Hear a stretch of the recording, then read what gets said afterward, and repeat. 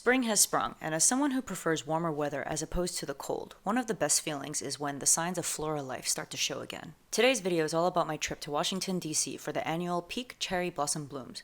As a travel photographer, I can't resist the opportunity to capture the beauty of these fleeting flowers every year. I've been going down to DC since 2018, and it's kind of just one of those things that's truly considered a bucket list experience.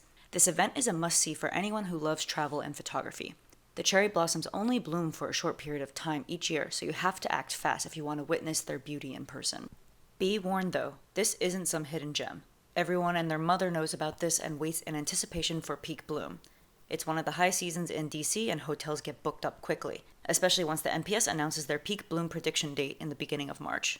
Almost anywhere else in the world, sunrise is typically a safe time where a location is empty and free from crowds, but here during this time, even at 7 a.m. it's pretty packed.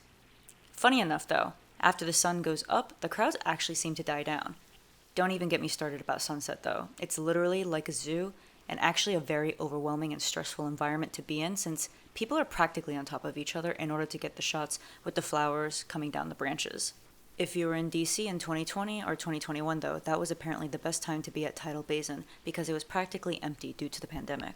A little bit of history. According to the National Park Service, the planting of the cherry trees in Washington, D.C. originated in 1912 as a gift of friendship to the people of the United States from the people of Japan. For more than 100 years, we have celebrated cherry trees blooming in solidarity. I've always wanted to go and see the sakuras in Japan, just haven't gone around to it. But it's up there. Taiwan's Alishan High Mountain region also has cherry blossoms, and that's another place I want to take some pictures at. Until then, though, capturing the beauty of these fleeting flowers with the sunset in DC will have to do. Not complaining, though. There's also cherry blossoms that bloom in New York City a few weeks afterwards, which is great. Aside from the cherry blossoms, there's plenty to do in Washington, D.C. The city is home to some of the most iconic monuments and landmarks in the United States, including the White House, the Lincoln Memorial, and the Washington Monument. I finally saw all of them this time around, including the Capitol building, by walking the full mall. If you have the energy, try walking it twice, both in the daytime and nighttime. You'll find that walking around at night is super chill in some areas, like the Jefferson Memorial, which actually seems peaceful. The Lincoln Memorial, on the other hand, forget about it. It's crowded no matter what time it is. This was my first time walking over, so I had to go in. Other things you can consider: head to the National Archives Museum to witness our Declaration of Independence, Constitution, and Bill of Rights firsthand. It's pretty underwhelming, to be honest, but it felt like a patriotic duty to finally see it. Cameras and picture taking of any kind are not allowed since the risk of anyone using flash could deteriorate the paper. So here's a video of the United States Botanic Garden instead.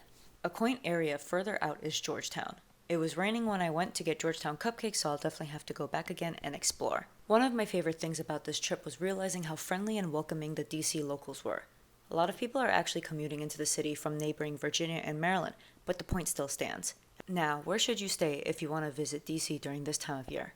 Like I said earlier, since this is a high season, accommodations do get booked up and availability gets pricey.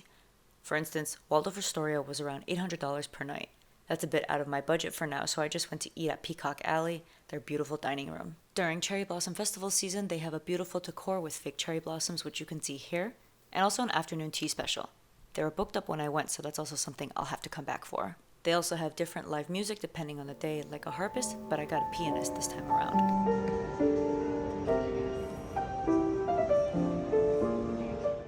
Instead, I stayed at one of the Citizen M hotels, and I have to say I was pleasantly surprised. This isn't a budget hotel by any means, but I was splitting the room with my friend, so it was more affordable. The room was bigger than how it looked online, but the big draw was their breakfast buffet. For $20, you can get access to the full buffet, which had a lot of food options, and unlimited drinks all day. For all you caffeine addicts, that means unlimited coffee. Not too shabby. I don't know about you, but I'm a big proponent of mass transit when it's available, especially in metropolitan cities. As much as I like driving a car, it's easier to move around by metro and not have to worry about parking. The Cherry Blossom Festival is so popular in DC that each year there are limited edition Smart Trip cards with new designs on them. I still have mine from 2019. To get to Washington, D.C. from NYC, there are a few options: bus, train, and plane. Personally, I prefer to take the bus since the distance between the two cities is short enough that a plane ride isn't worth the hassle of going through TSA security, and train tickets are super expensive. Apparently, intercity buses are also the greenest form of transportation, but don't quote me on that. I typically take a budget bus, but I recently learned about this luxury bus with a cheaper price point than a plane and train, and let me tell you about it. It's called the Jet and starting at $100 a ticket, which increases based on seat availability. It's a first-class travel experience that combines the luxury of a private jet with the affordability and convenience of a motor coach.